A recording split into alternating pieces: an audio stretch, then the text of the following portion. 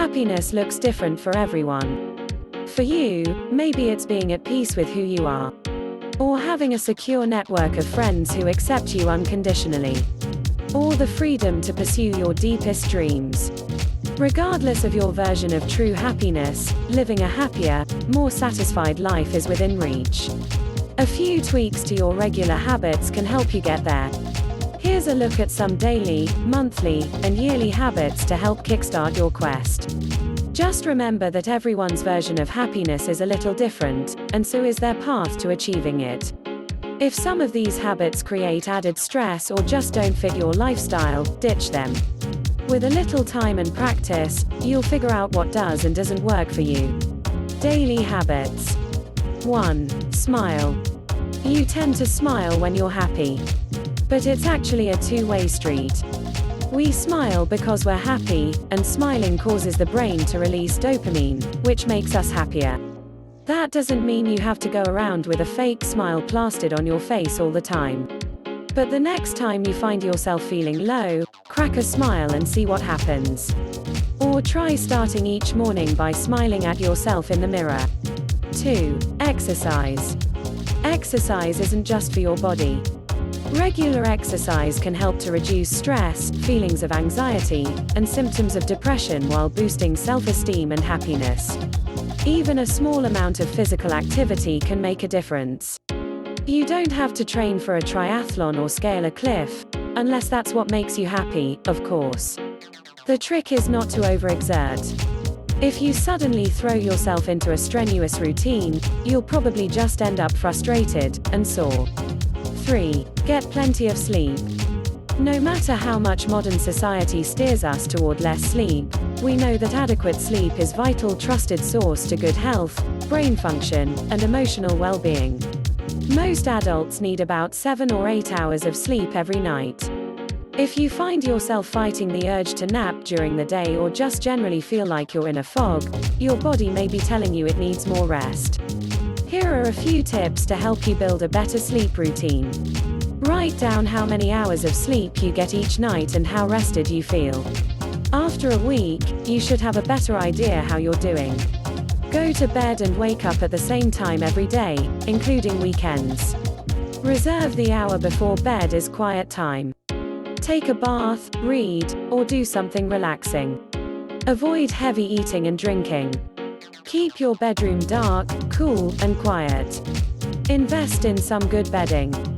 If you have to take a nap, try to limit it to 20 minutes. If you consistently have problems sleeping, talk to your doctor. You may have a sleep disorder requiring treatment. 4. Acknowledge the unhappy moments.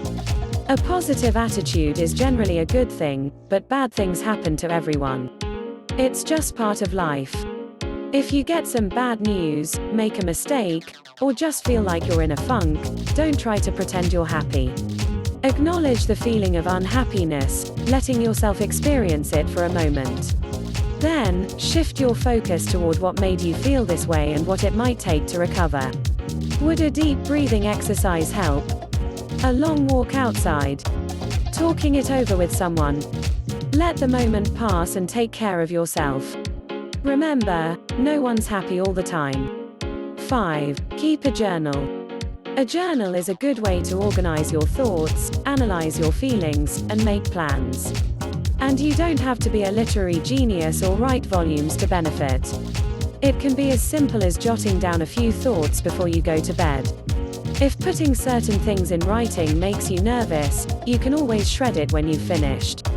It's the process that counts. Not sure what to do with all the feelings that end up on the page? Our guide to organizing your feelings can help. Weekly habits. 6. See friends. Humans are social beings, and having close friends can make us happier. Who do you miss? Reach out to them. Make a date to get together or simply have a long phone chat. In adulthood, it can feel next to impossible to make new friends. But it's not about how many friends you have. It's about having meaningful relationships, even if it's just with 1 or 2 people. Try getting involved in a local volunteer group or taking a class. Both can help to connect you with like-minded people in your area. And chances are, they're looking for friends, too. Companionship doesn't have to be limited to other humans. Pets can offer similar benefits, according to multiple studies. Love animals but can't have a pet?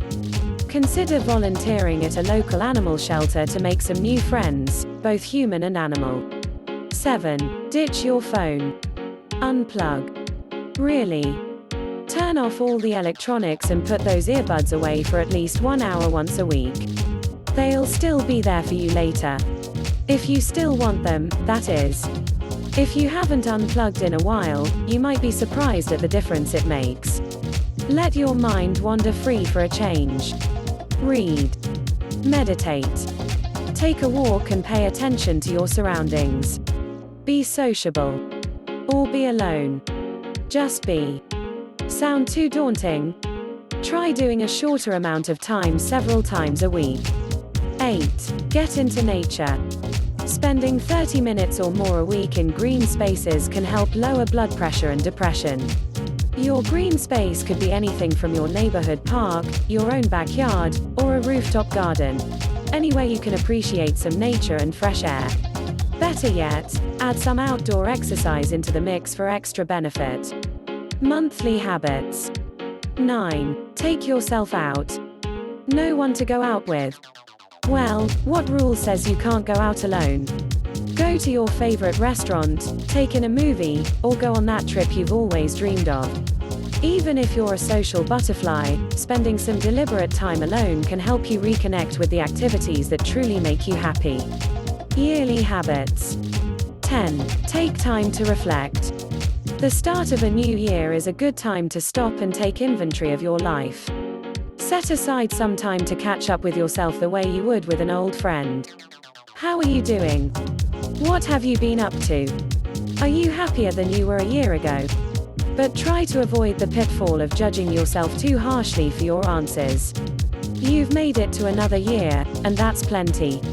If you find that your mood hasn't improved much over the last year, consider making an appointment with your doctor or talking to a therapist. You might be dealing with depression or even an underlying physical condition that's impacting your mood. 11. Reevaluate your goals. People change, so think about where you're heading and consider if that's still where you want to go. There's no shame in changing your game. Let go of any goals that no longer serve you, even if they sound nice on paper. 12. Take care of your body. You hear it all the time, including several times in this article, but your physical and mental health are closely intertwined. As you build habits to improve your happiness, make sure to follow up with routine appointments to take care of your body. See your primary care physician for an annual physical. Take care of any chronic health conditions and see specialists as recommended. See your dentist for an oral exam and follow up as recommended. Get your vision checked. 13. Let go of grudges. This is often easier said than done. But you don't have to do it for the other person. Sometimes, offering forgiveness or dropping a grudge is more about self-care than compassion for others. Take stock of your relationships with others. Are you harboring any resentment or ill will toward someone? If so, consider reaching out to them in an effort to bury the hatchet. This doesn't have to be a reconciliation. You may just need to end the relationship and move on.